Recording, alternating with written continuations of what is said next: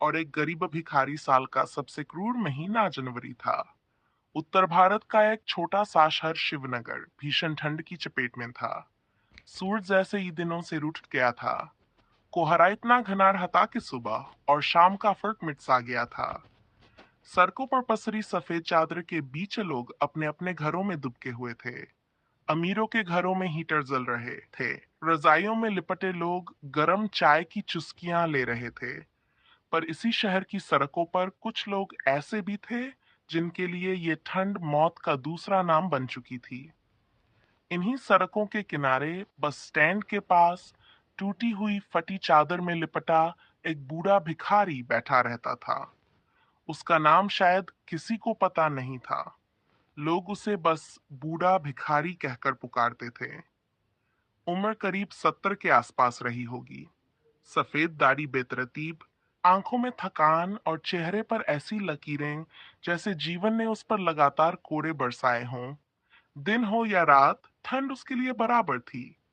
न उसके पास घर था, न आग जलाने का इंतजाम। बस एक फटी सी चादर जो ठंड से बचाने के बजाय और ज्यादा चुभती थी। ठंड की पहली रात, उस रात ठंड कुछ ज्यादा ही बेरहम थी। हवा सुई की तरह शरीर में चुभ रही थी। बूढ़ा भिखारी सिकुड़ कर बैठा था। उसके हाथ कांप रहे थे, होंठ नीले पड़ चुके थे। वह कभी आसमान की ओर देखता, कभी सड़क से गुजरते लोगों की तरफ। हे भगवान, आज की रात कट जाए, वह बुदबुदाया। कुछ लोग पास से गुजरे। किसी ने ध्यान नहीं दिया, किसी ने मुंह फेर लिया। कुछ ने सोचा, भिखारी ही तो है, रोज का है। उसी रात शहर के अखबार में खबर छपी थी, ठंड से बचाव के लिए प्रशासन अलर्ट, रैन बसेरे तैयार। पर कागजों की तैयारी और सड़कों की सच्चाई में जमीन आसमान का फर्क था। में कांपते हुए बूढ़े को अपना अतीत याद आने लगा। कभी वह भी ऐसा नहीं था। कभी उसका भी एक घर था, पत्नी थी, एक बेटा था। वह किसान था, मेहनती, ईमानदार। जमीन थोड़ी थी पर पेट भर जाता था। पत्नी राधा हर शाम चूल्हे पर रोटी बनाती थी। बेटा मोहन स्कूल जाता था, पर एक साल सूखा पड़ा। फसल बर्बाद हो गई, कर्ज बढ़ता गया। फिर एक दिन राधा बीमार पड़ी। इलाज के लिए जमीन गिरवी रखनी पड़ी। राधा बच न सकी। उस दिन से जीवन जैसे टूट गया। मोहन बड़ा हुआ, शहर गया काम की तलाश में। वादा किया था, बाबूजी, मैं आपको लेने आऊंगा। पर वह कभी नहीं लौटा। न कोई चिट्ठी, न कोई खबर। कर्जदारों ने जमीन छीन ली, घर बिक गया। और वह किसान जो कभी दूसरों को अनाज देता था, आज भीख मांगने पर मजबूर हो गया। शहर की बेरुखी सुबह हुई। कोहरा थोड़ा छंटा। लोग दफ्तर जा रहे थे। ठंड में भी जिंदगी की दौड़ जारी थी। एक अमीर आदमी कार से उतरा, बूढ़े के पास से गुजरा। भिखारी ने कांपती आवाज में, बाबू, कुछ दे दो, ठंड बहुत है। आदमी ने नाक सिकोड़ ली, यहां से हटो, बदबू आती है। एक कॉलेज की लड़की आई। उसने जेब से 5 रुपये निकालकर फेंक दिए और तेजी से आगे बढ़ गई। एक चाय वाले ने गरम चाय बनाई। भिखारी की नजर प्याली पर टिक गई, पर चाय वाले ने उसे घूर कर देखा। यहां मत बैठ, ग्राहक भाग जाते हैं। हर शब्द, हर नजर ठंड से ज्यादा चुभ रही थी। मासूमियत की गर्मी, दोपहर का समय था। स्कूल की छुट्टी हो चुकी थी। एक 10-12 साल का लड़का अपने कंधे पर बस्ता लटकाए तेज कदमों से घर की ओर बढ़ रहा था।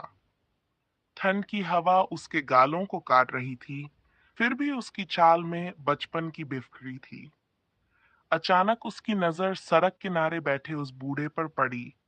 कांपता हुआ, सिकुड़ा हुआ, जैसे ठंड से लड़ते लड़ते हार गया हो। लड़का रुक गया। दादाजी, आपको बहुत ठंड लग रही है। उस सवाल में औपचारिकता नहीं, अपनापन था। बूढ़े ने सिर उठाया। पहली बार किसी की आवाज में उसे इंसान होने का एहसास हुआ। हाँ बेटा, आवाज कांप रही थी, ठंड से भी और जीवन से भी। लड़के ने उसकी फटी चादर को देखा, फिर अपने स्वेटर की ओर। आपके पास स्वेटर नहीं है? उत्तर का इंतजार किए बिना उसने अपना स्वेटर उतार लिया। ये लीजिए। बूढ़ा हक्का बक्का रह गया। नहीं बेटा, तुम बीमार पड़ जाओगे। लड़का मुस्कुरा दिया। वही मासूम निश्चिंत मुस्कान। मुझे तो घर जाना है दादाजी, आप तो यहीं रहते हो। उसने जिद करके स्वेटर बूढ़े के हाथों में थमा दिया और बिना पीछे देखे चला गया। उस पल बूढ़े की आंखों से आंसू बह निकले। ठंड अब भी वैसी ही थी, पर दिल बहुत देर बाद गर्म हुआ था। ठंड ने फिर से अपना असली रूप दिखाया। हवा और तेज हो गई। सड़कों पर सन्नाटा उतर आया। हर दरवाजा बंद था। हर इंसान अपने अपने घरों में सिमट चुका था। बूढ़ा अब बेहद कमजोर हो चुका था। भूख, ठंड और थकान तीनों ने मिलकर उसे तोड़ दिया था। वह जमीन पर लेट गया। शरीर ने साथ देना छोड़ दिया। आंखें बंद होते ही स्मृतियां जाग उठी। उसे लगा जैसे राधा सामने खड़ी है।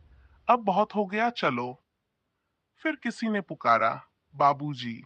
मोहन की आवाज थी। ठंड अब शरीर को नहीं, आत्मा को सुन कर रही थी।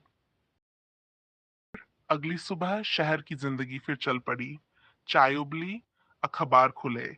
एक कोने में छोटी सी खबर छपी, बस स्टैंड के पास एक अज्ञात वृद्ध की ठंड से मौत। कोई नाम नहीं, कोई पहचान नहीं, कोई कहानी नहीं। लोगों ने पढ़ा। किसी ने सिर हिलाया, किसी ने कहा सरकार को कुछ करना चाहिए, और फिर सब अपने अपने कामों में लग गए। अंतिम वीर निगम की गाड़ी आई। एक लावारिस शव उठाया गया। न कोई रोने वाला, न कोई पूछने वाला। लेकिन भीड़ में एक छोटा सा चेहरा था। वही लड़का। उसकी आंखों से आंसू चुपचाप गिर रहे थे। वह बुदबुदाया, दादाजी मैंने कोशिश की थी। कहानी का सच, शिवनगर में ठंड हर साल आती है। हर साल कुछ लोग मर जाते हैं, और हर साल अखबार वही खबर छापते हैं। पर सवाल आज भी वही है, क्या ठंड से मारने वाली हवा ज्यादा बेरहम है या इंसानों की बेरुखी? वह बूढ़ा भिखारी अकेला नहीं था। वह उन हजारों चेहरों में से एक था जिन्हें हम रोज देखते हैं और रोज अनदेखा कर देते हैं।